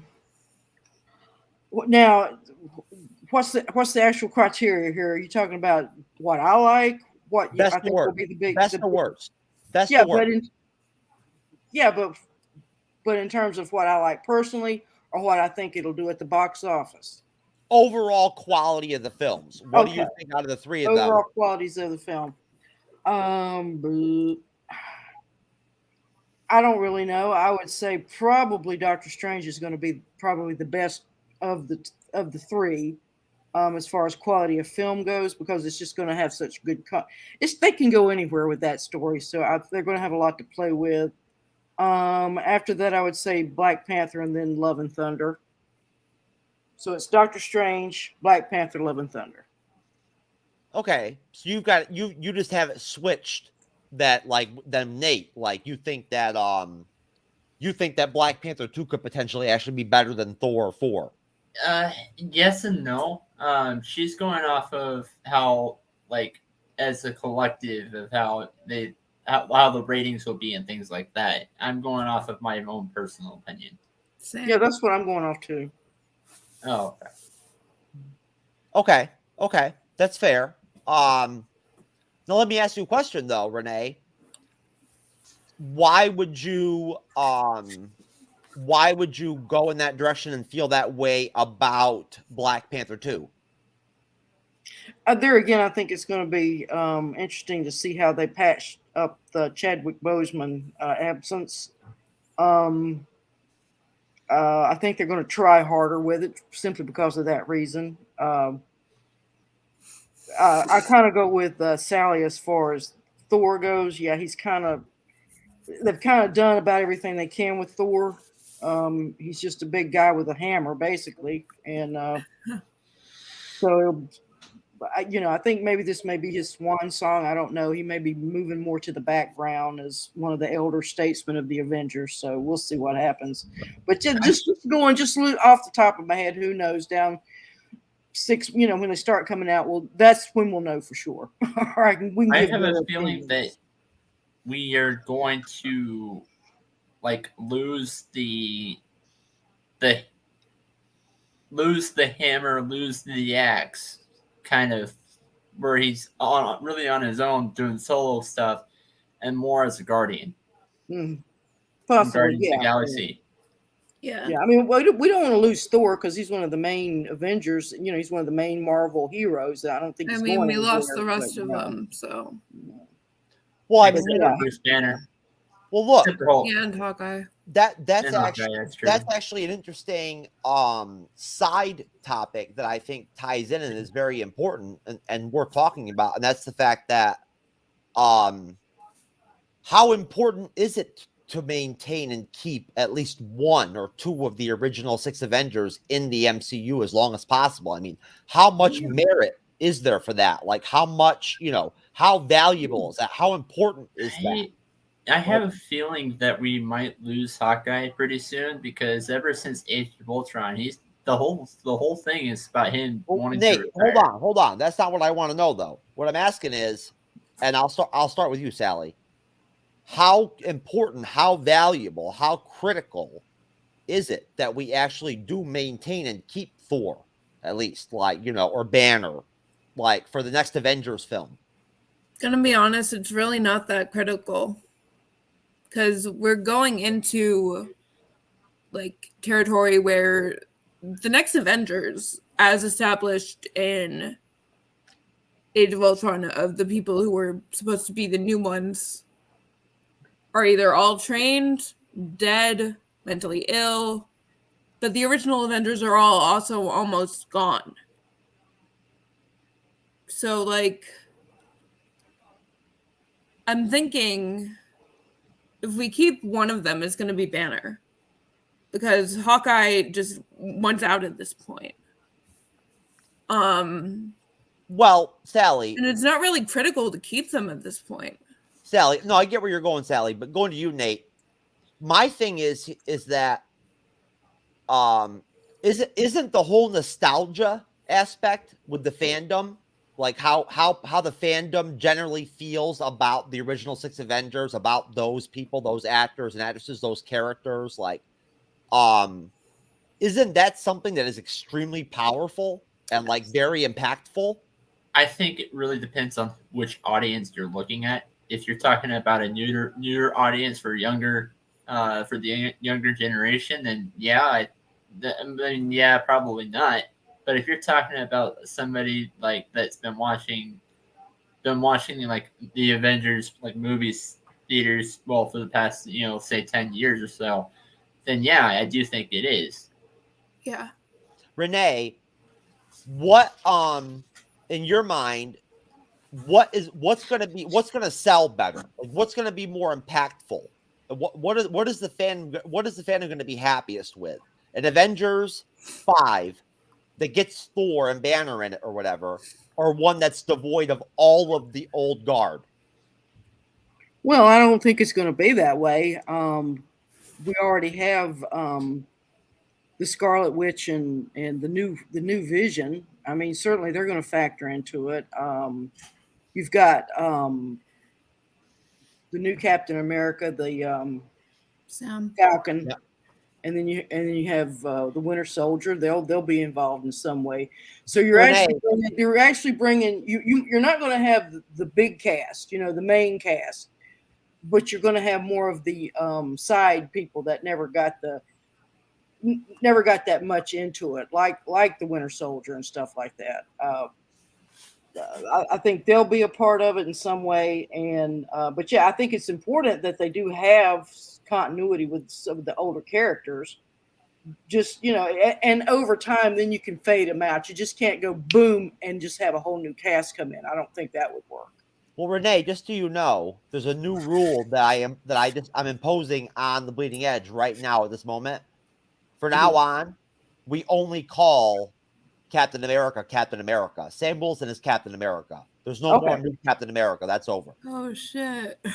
You know what I'm saying? It's Captain America now. That's it. Captain America. Because he deserves that shit. Yeah. He does. You know what I'm saying? He earned it. So, I'm just fucking with you, Renee. I'm just saying, you know what I mean? Like, I see what you're saying. That's important to me. You know what I mean? It really is. Like, honestly, I think I've been searching left and right to try to find a quality Sam as Captain America poster that I can buy that I want to put up, but I can't find one. I can't find a good one that I like.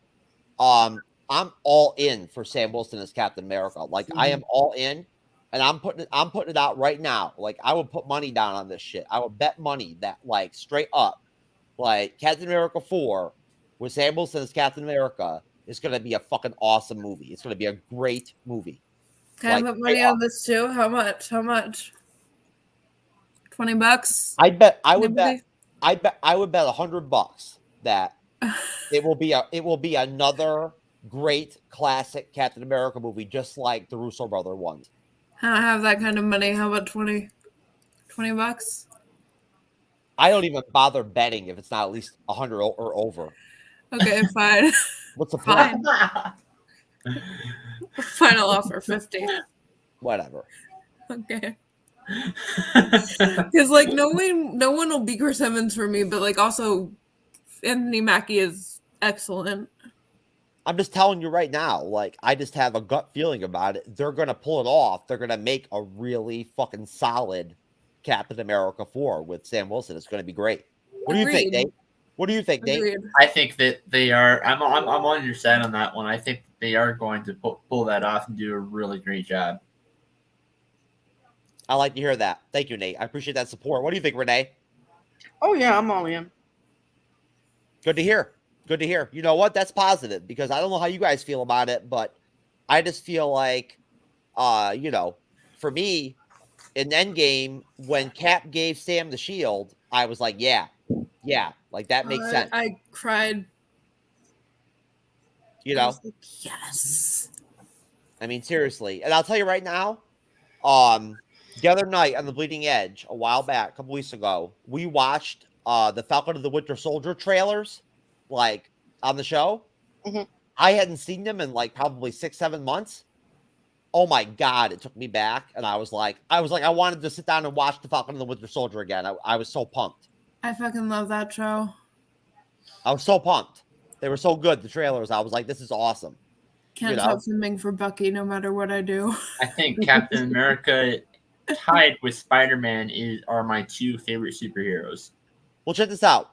To close the show out, I'm going to tell you guys, we did a ranking of the 10 MCU releases that came out in 2021, including Venom 2 as like the 10th. And for me, best to worst, my 1 through 5 for 2021 was WandaVision, number 1, top dog out of everything. Yes. Black Widow, 2. Loki, Falcon and the Winter Soldier, Spider-Man 3. That was my 1 through 5, best to worst, out of what came out in 2021. Renee, what do you think? You're talking about all the properties that came out last year? Yeah. Yeah. What is your critique based off of like how I ranked that? Oh yeah. Yeah. You know, I'm not gonna have the same ranking, but yeah, it's illegitimate. I mean, WandaVision was it. It took me a while to get into that series. That's what I want to hear. That's what I want to know. Like, what do you think? Just analyzing like what I picked. Can you see why I went in that direction? No. No. Okay. That's fair. I don't dare read that mind. You know what, Renee? Honestly, that's probably good that you don't. I don't want to do the Sylvie thing with the hands and read your mind. So what? You think I'm crazy because I picked WandaVision as my number 1? No, absolutely not. No. That's not why. Okay. Do you agree with me on that? Would you pick WandaVision as number 1? Yeah. Well, let me think. Actually, I liked Hawkeye. Came out in 2021, didn't it? I liked Hawkeye. Yeah. I liked Hawkeye. You liked Hawkeye better than WandaVision? Mm-hmm. I liked it better than all of the 4 series. So do I. Yeah. I put Hawkeye below WandaVision, below the Falcon and the Winter Soldier, but above WandaVision. Renee, what about Black Widow at number 2? Yeah.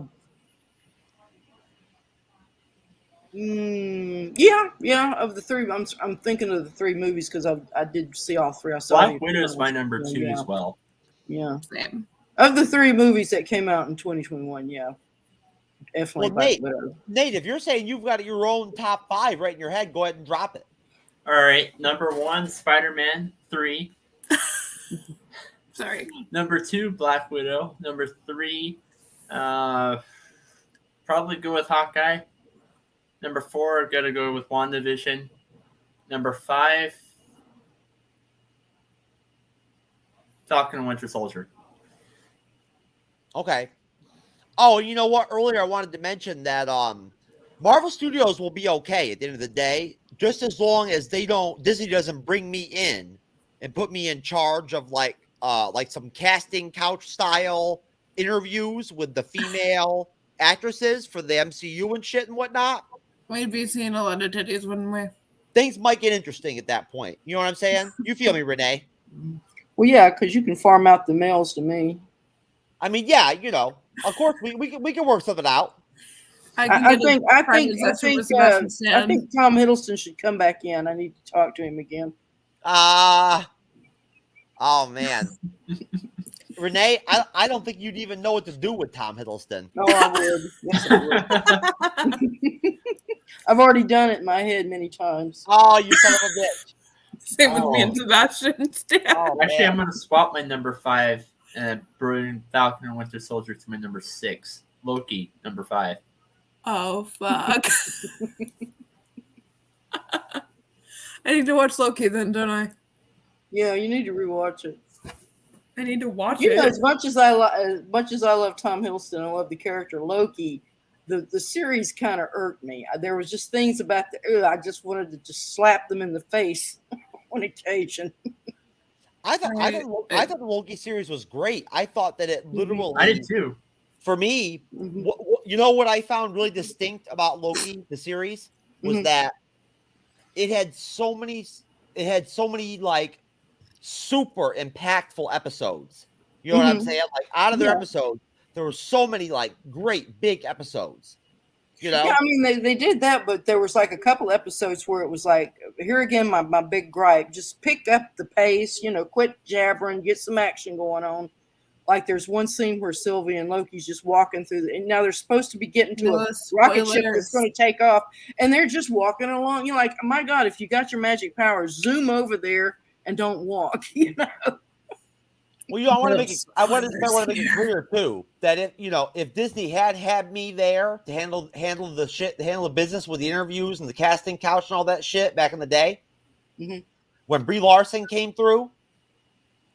Captain Marvel would have not got fucked up because I would have met Brie Larson, and not cast her. I mean, I just get the vibe from her that she gives weak head. You know what I'm saying? And like, I have no respect for women that can't give good head. So at that point, I would not cast her. If you can't give good head, then how can you tell from a vibe? Huh? How can you tell that from a vibe? She just seems like the type that would be like, "Are you kidding me? Give you a head?" My problem with Brie is I think she would do good as a side character, but if you put her as a main character for a main show, then I really wouldn't be fond of that.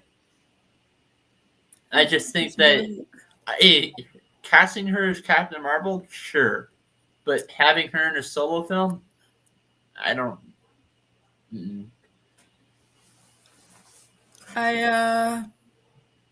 Sally. I have no idea what the fuck to say to that, but Sally was telling me today on the phone earlier when we were talking how like she thinks Captain Marvel sucks, the movie. Not my exact words, but it just wasn't very good going back. Like on your second view, I was so fucking excited for that movie because it was the first female Marvel character. I was telling Jeff this earlier, and it was the first. Apparently, Captain Marvel blows goats. Okay, it was the first female led Marvel movie, and I was so excited. I bought. Holy fuck, Sally! You froze like a icicle on that. Yeah, man. Good smile though. Like good job. She's lost in the multiverse. If you're going to be frozen, you might as well have a nice smile. So props to you, Sally. Here, let me fucking click on you or whatever. See if that does anything. Hey, oh wow, look at that! I didn't even know that was even possible. My whole screen just opened up, and now like my whole screen is like the windows. Holy shit, man! Technology's great. Sally, the MCU girl. Yeah, I think we've lost her. Yeah, she'll be back. Whatever. Anyways, so back to the whole ranking thing and whatnot. Nate, what do you think of my list? Like, is there anything with my 1 through 5 that you think is crazy? I mean, do you get where I'm coming from with any of it?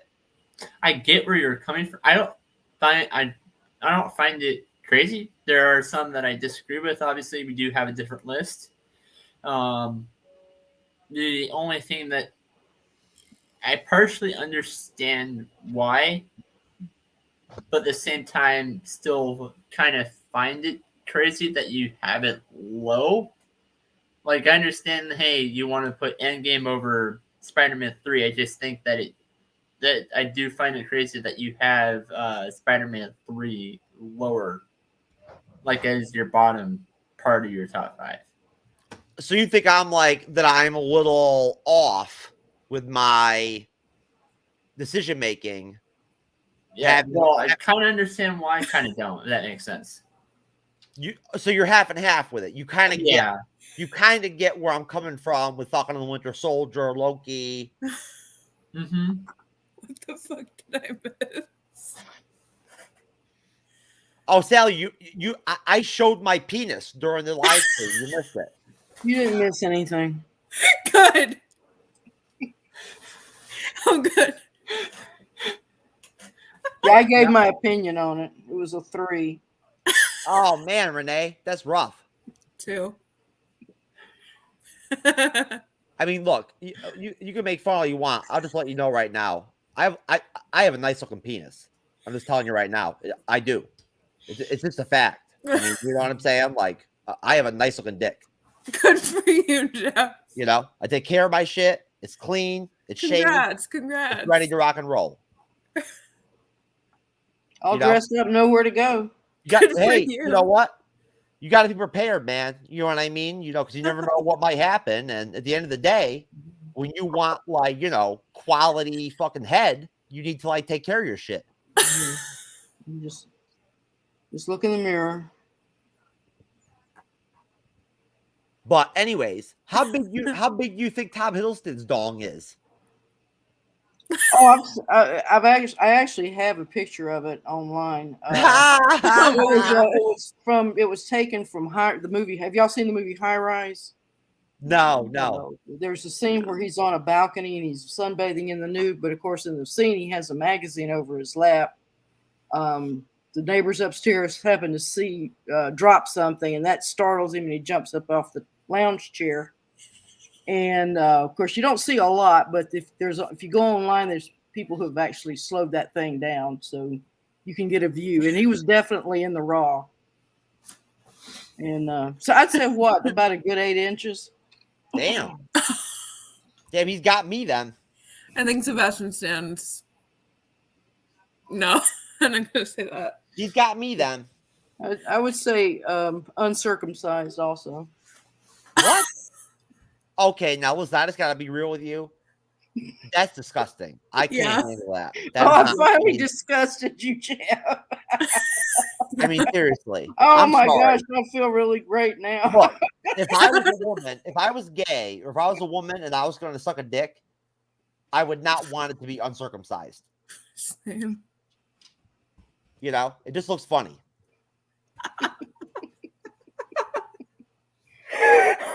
The old one-eyed monster. Yeah. Holy fuck. That's cool. Hey, you know what? If Tom's rocking 8 inches, good for him.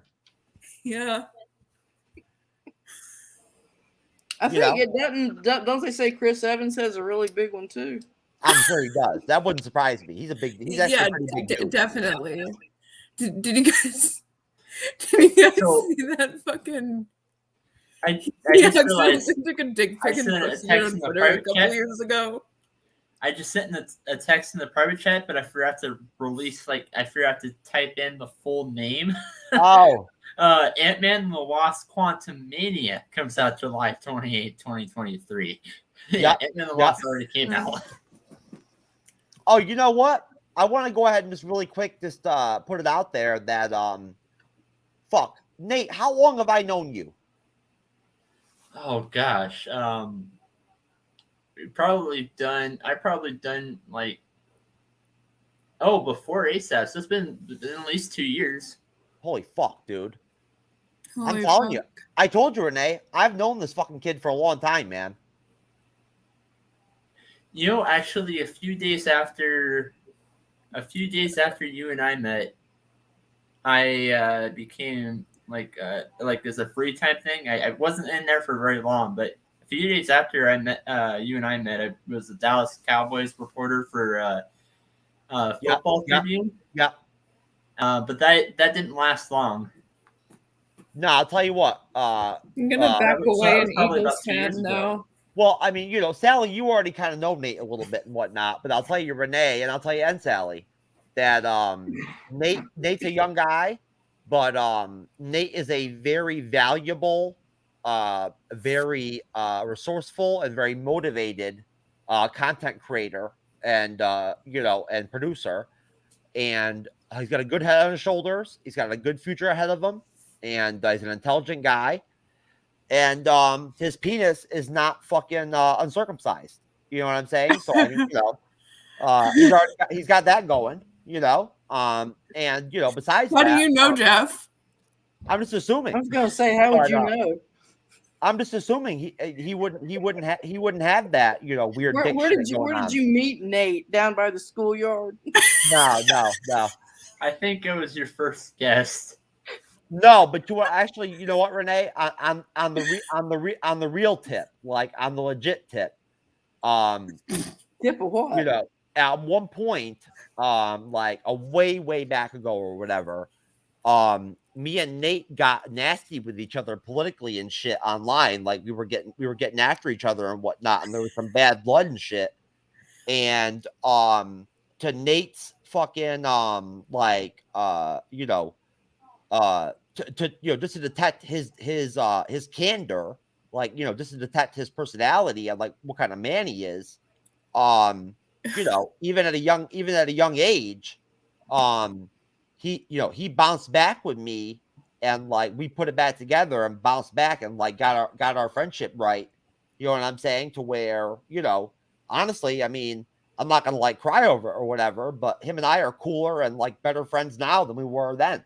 You know what I'm saying? So I mean, you know, like you can say what you want about this or that, but at the end of the day, I think that being able to get past like some drama and some bullshit sometimes, you know, person to person, and still being able to get back on the same page and make shit right is valuable.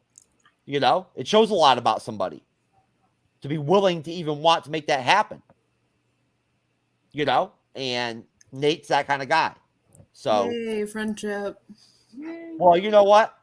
That's actually. Oh, you know what?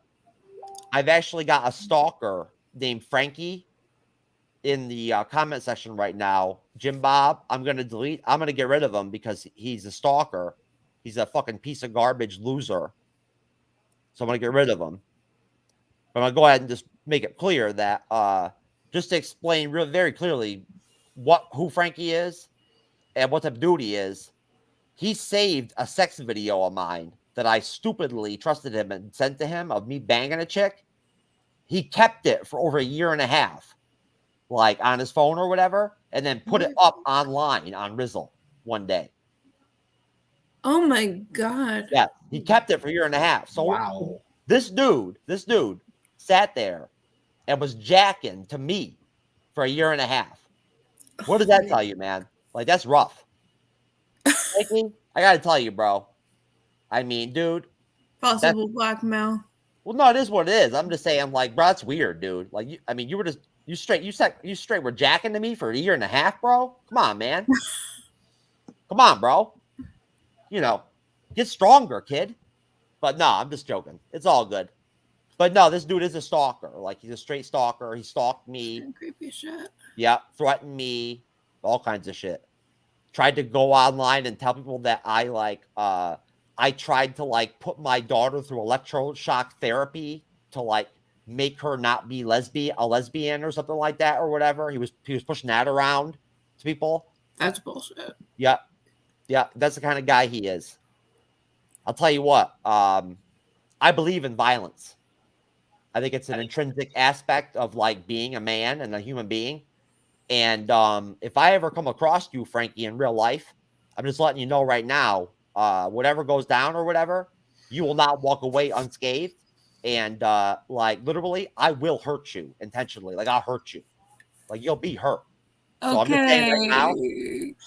No, I'm just making it clear. Like, you know what I'm saying? Like, it won't be good for you. You won't like what happens. Let's like not No, make we're good. verbal threats. No, we're good. We're good. It's not a verbal threat. It's just a reality. I know, but like I play rough, kid. I don't play games. I play no for shit. But I play for blood. You know what I'm saying? Like, yeah, that's same. That's how the real shit works. So no, I'm just playing. But no, I'm not. Yeah, I've met. We'll start shit with me. I'll end it.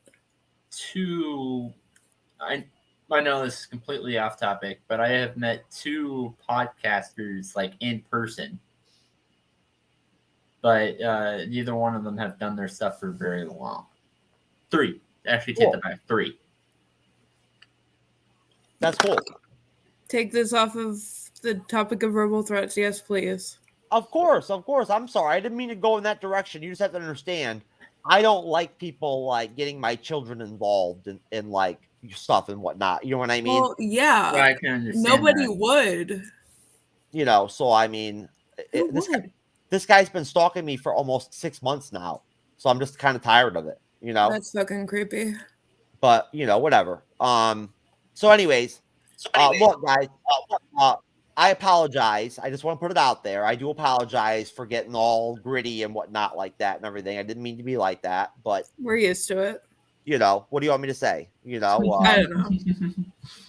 I don't like Maybe don't do something that he could turn around and use and tell the cops or some shit. Well, you know, what do you want me to tell you? Yeah, I've seen a lot of Castle lately to know that that this might come back and not be good. There is no reality where if I was in physical contact of this guy, Frankie, I would not strike him immediately physically. I would not just like straight jack him. You know what I'm saying? Like You're that's just where you're trash talking, so that's how it is, man. Yeah, Like, yeah. Let's just say he's trash. No, I'm just saying. Let's just say it's that, and yeah, you're right. You're right. Anyway, so look, it's 1 hour, 56 minutes. So long ass show. 20 seconds. And I want to go ahead and shout the fuck out, Sail of the MCU girl. You're awesome. Thanks. You too. Thanks for popping up on the spot like a boss. Oh fuck, Jeff. Oh, here he is. There he is, my stalker. There he is. But anyways, Nate, the great dude, way to handle your business and pop up and be a fucking hero for me tonight, bro. Thanks. I been mostly. I probably needed to take a break because I've mostly been working on schoolwork today, anyways. Well, Where do you go to school? Where do you go to school, Nate? Tacoma Community. Okay.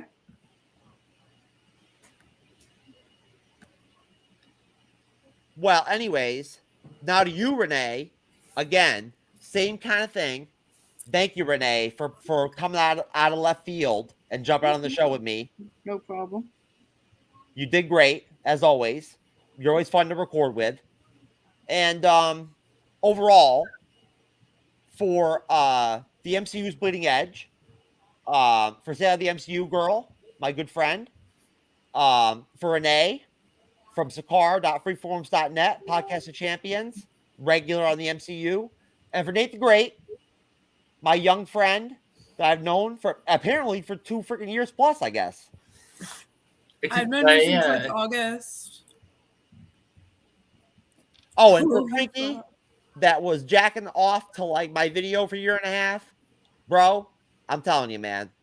I hope you liked it, bro. You must have enjoyed it. So I text this in the Minds of Creativity group chat, but I'm gonna go. Would it be okay if I can promote something real quick for the Minds of Creativity Network? No, Nate, you can't. Can I promote my fanfic?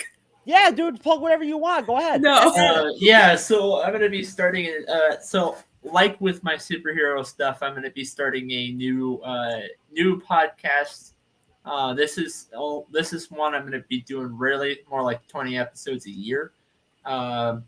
It's gonna be a reaction show to the reality TV series of Relative Race. Basically what they do is people go out and they find family that they've never met before. So like a father, mother, sister, brother, cousin, anyway, they find a lot of close relatives. And, I know what people are thinking out there, that this is, it's reality TV shows. It's probably fake. Yeah, this is one of the very few exceptions that I agree that most reality TV shows are fake, but this is one of the few exceptions that I actually think that are TV edited, but not scripted or fake or by any stretch of the imagination. So starting in March, I will be coming out with a new show for reaction to Relative Race, breaking down spoiler reviews for that. Have fun. That is great.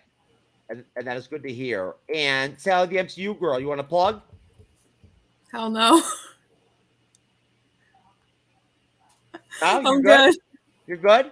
All right, Yeah, Renee, I'm good for now. Renee, you want to shout out Sakar? Yeah, on Sakar, join us over there. Type in your questions, talk around. I also will be on tomorrow afternoon at 5 p.m. Eastern Standard Time on the Podcast of Champions. Awesome.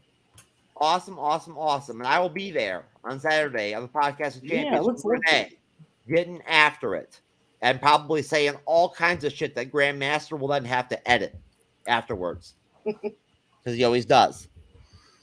But anyways, again, I want to thank all my guests for coming on tonight and joining me. I had a really good time. You're welcome. And at the end of the day, it's all love. We wish a awesome 2022 to all of you. God bless you. And Hail Satan. there you go. And I love Marvel. I love the MCU. We all do. And any of you who think that they're done, you're fucking retarded because they got trolls. They got a lot of game still to drop. Yep. So, anyways, folks, we're out.